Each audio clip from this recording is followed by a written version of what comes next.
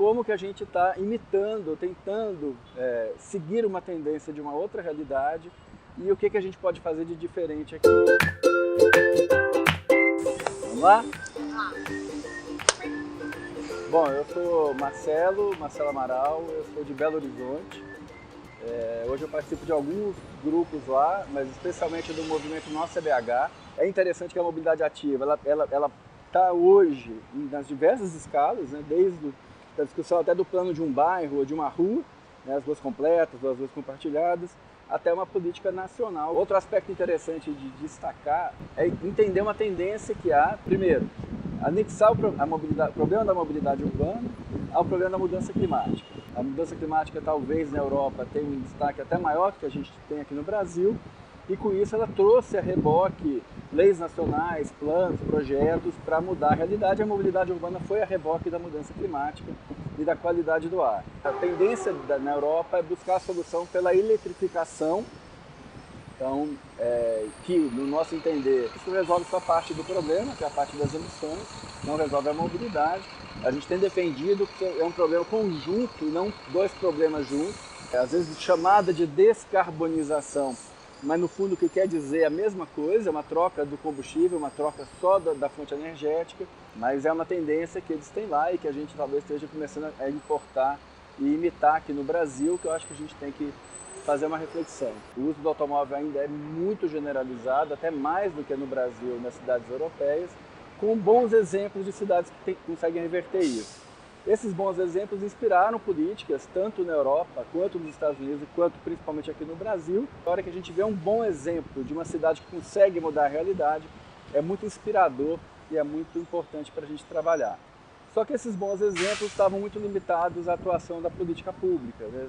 Uma expectativa de que basta o Estado, né, o poder público para resolver, e isso já tem algum tempo que as pessoas perceberam que não é só isso. Essa é uma tendência, projetos e atuações que criem coligações de grupos diferentes, de ONGs diferentes, do setor produtivo, inclusive a indústria automobilística, com o poder público, com a sociedade civil, para tentar transformar ou tentar redirecionar essa tendência. Tem um destaque especial os planos, mas a mobilidade ativa como uma política que é transformadora do ponto de vista de inverter as escalas. Na hora que você pensa a cidade a partir do caminhar e a partir do pedalar, você inverte a escala e consegue com isso ter uma quebra no paradigma, uma quebra de olhar. Teve também um exemplo muito interessante de uma cidade da Bélgica, que ela conseguiu ampliar o uso da mobilidade ativa, da bicicleta e do a pé, uma cidade relativamente pequena, que é Gand, que ela conseguiu, através simplesmente de mudança de circulação viária, né, desconectando as ligações para o automóvel, para o transporte motorizado, preservando o transporte coletivo, ela conseguiu aumentar o uso da bicicleta, aumentar o uso da caminhada e reduzir o uso do automóvel. A outra discussão que é muito forte, e ela vem mais também como uma análise de tendência, mas uma expectativa de solução, é a mobilidade como serviço.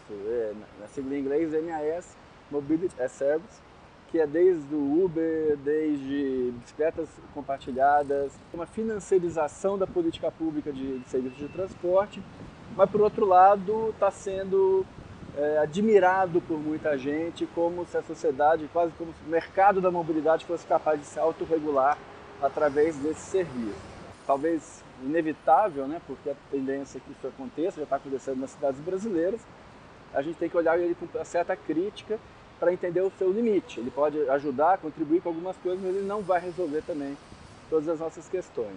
Então essa discussão dessas tendências me faz o tempo inteiro refletir sobre qual é o nosso papel aqui no Brasil, como movimento social, ou como poder público, que eu já trabalhei lá dentro, ou mesmo se eu for trabalhar numa empresa privada, como que a gente está imitando, tentando seguir uma tendência de uma outra realidade e o que a gente pode fazer de diferente aqui. Na minha atuação especialmente, eu acredito muito nessa conexão dos diversos elos que fazem parte dessa cadeia. Então, eu não acredito mais que a política pública resolva sozinha, apesar dela ser importante. Eu acho que a sociedade civil tem que estar envolvida, eu acho que a discussão passa por um orçamento público compatível com o que se planeja e passa também por um diálogo com o setor privado. Isso sim, acho que a gente tem que parar de, nós, movimento social, sociedade civil, parar de em demonizar o setor capital e começar a ter algum diálogo. E não quer dizer criar consensos, não é nada, mas ter algum tipo de diálogo, já que esse problema de alguma forma afeta todos nós. Então eu acredito muito que a gente no Brasil, talvez o nosso grande desafio de participar de eventos internacionais, de seguir esses acordos internacionais, não é de sair copiando e reproduzindo, mas é pensar qual a nossa forma e a nossa contribuição para contribuir com esse problema nas nossas cidades.